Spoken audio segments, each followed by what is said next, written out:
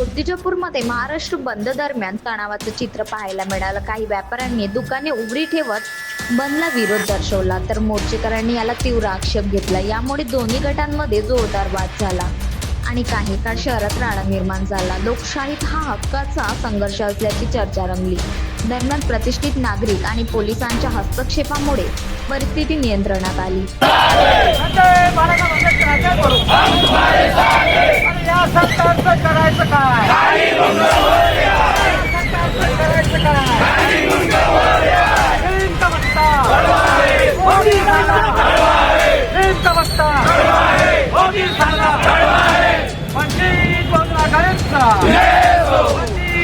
उपनिरीक्षक धर्मेंद्र जोशी यांनी पुढाकार घेत दोन्ही बाजूंमध्ये सामंजस्य घडवून आणत लेखी माफीनाम्यांद्वारे वाद शांत केला। सध्या मूर्तिजापूरमध्ये वातावरण शांत आहे। जलदीप प्रतिनिधी स्वप्नील जामनिक, मूर्तिजापूर।